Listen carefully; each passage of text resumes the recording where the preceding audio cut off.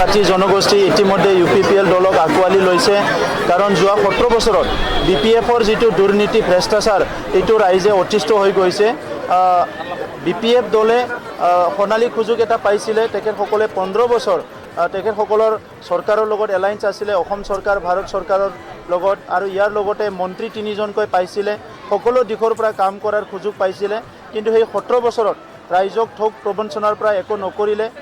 সকলো দিশৰ পৰা যিবিলাক উন্নয়ন হ'ব লাগিছিলে সেই উন্নয়নবিলাক তেখেতসকলে নকৰিলে, আৰু সেইকাৰণে সকলো জাতি জনগোষ্ঠী আৰু BTR অঞ্চলৰ 35 লাখ যিটো জনসাধাৰণ আছে চবে এতিয়া BPFক ৰিজেক্ট কৰিছে, আৰু সেইকাৰণে UPPLৰ চৰকাৰ হ'ব, আৰু ৰাইজৰ যিটো উন্নয়নৰ কাম এইটো ক্ষিপ্ৰতাৰে UPPLে কৰিব, আৰু সকলো জাতি জনগোষ্ঠীক সমমৰ্যাদা সম অধিকাৰ প্ৰদান কৰিব। সকলো জাতি জনগোষ্ঠী নিজৰ ভাষা সংস্কৃতি অস্তিত্ব লৈ জীয়াই থাকিব পাৰিব, আৰু এই পৰিৱেশটো গঢ়ি তোলাৰ কাৰণে এতিয়া UPPLে আমাৰ দলৰ যিটো কেন্দ্ৰীয় নেতৃত্ব ইয়াৰ সকলো জনগোষ্ঠীকে ইয়াতে প্ৰদান কৰা হৈছে, আৰু সকলো জনগোষ্ঠী আস্থা আৰু বিশ্বাসত লৈ আগবাঢ়ি আহিছে। গতিকে UPPL দলৰ চৰকাৰ গঠন কৰাত ইয়াতে কোনো সন্দেহ নাই। পৰিৱৰ্তন হ'বই, পৰিৱৰ্তন নোহোৱাকৈ কোনো কথাই নাই।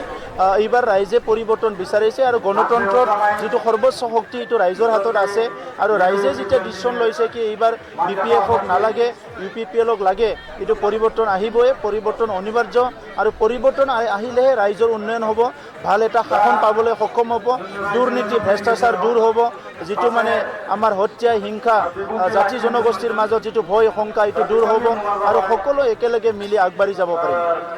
কোনো এলায়েন্সৰ কথা নাই, এতিয়ালৈকে চবে নিজা নিজা ইলেকশ্যন খেলিয়ে আছে, আৰু BJP আৰু BPFৰ এলায়েন্সটো অসম চৰকাৰ চলি আছে এতিয়াও, আৰু UDF আৰু কংগ্ৰেছৰ মাজত এলায়েন্স চলি আছে। UPPLে অকলে খেলিছে, অকলে জিকিব, আৰু অকলে সকলো জাতি জনগোষ্ঠীক লাই UPPL দলে অকলে ৰাইজৰ কাৰণে কাম কৰিব। নাই, ইয়াত একো ক'ব লগা নাই। তাত BTR চুক্তিৰ এটা দফা আছে, তাত গাঁও অন্তৰ্ভুক্ত কৰা হ'ব, গাঁও কৰ্তন কৰা হ'ব, আৰু সেই কথাটো অলৰেডি স্পষ্ট হৈছে। ইয়াৰ কাৰণে এটা কমিশ্যনো গঠন কৰা হ'ল PP বাৰ্মাৰ নেতৃত্বত। গতিকে সেই কমিশ্যনে এতিয়া কাম কৰিব, আৰু যেতিয়া কামটো লাহে লাহে কৰি যাব সকলো চিজিল হৈ যাব। তেনেকুৱা মানুহবিলাক বিভিন্ন বক্তব্যবিলাক ৰাখে, আৰু সেইবিলাকৰ সমাজত আমাৰ বিভিন্ন জাতীয় সমস্যা বা অঞ্চলৰ সমস্যা সমাধানত কোনো তেখেতসকলৰ কোনো যোগদান নকৰে। তো সেইকাৰণে তেনেকুৱা ব্যক্তিবিলাকৰ বক্তব্যই আমাক কোনো ক্ষতি নকৰে আৰু লাভ নকৰে।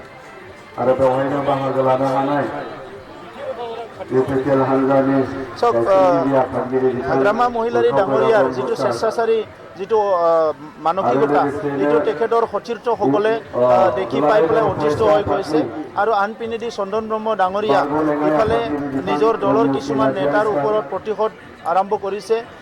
তেখেতে মানে আজি বিশ্বজিৎ দৈমাৰীৰ নিচিনা, ইমানুৱেলৰ নিচিনা আৰু বহুত লিডাৰ আছে, সেইবিলাক UPPLৰ দলৰ পৰা খেদি পঠাব বিচাৰিছে, আৰু হাগ্ৰামা মহিলাৰীক দুৰ্বল কৰি পেলাই হাগ্ৰামা মহিলাৰীৰ যিটো চৰকাৰ এইটো তেখেতে পুনৰ যাতে ক্ষমতালৈ নাহয় ইয়াৰ কাৰণে কাম কৰি আছে। কাৰণ যোৱা যেতিয়া মন্ত্ৰীসভা গঠন হৈছিলে 2016 চনত, এই সময়ত প্ৰথম যিটো লিষ্ট আছিল তাত চন্দন ব্ৰহ্মৰ মন্ত্ৰিত্ব নাছিলে, আৰু সেইটো চন্দন ব্ৰহ্মই নিজৰ এটা প্ৰেষ্টিজ ইছ্যু হিচাপে লৈছে। আৰু যিহেতু চন্দন ব্ৰহ্মই ভাবে কি এই BTC অঞ্চলত তেখেতে সবচে জ্ঞানী গুণী ব্যক্তি, তেখেতে শক্তিশালী ব্যক্তি, গতিকে আজি হাগ্ৰামা মহিলাক দুৰ্বল কৰাৰ কাৰণে সকলো ষড়যন্ত্ৰ চন্দন ব্ৰহ্মই কৰি আছে। সেইকাৰণে BPF আৰু অতীত হৈ যাব, আৰু আপোনালোকেও মই ভাবিছোঁ কি অহা মানে ডিচেম্বৰ মাহৰ পিছত BPFৰ মানুহ লিডাৰবিলাকৰ পৰা ইণ্টাৰভিউ ল'বলৈ আৰু কাকো নাপাব।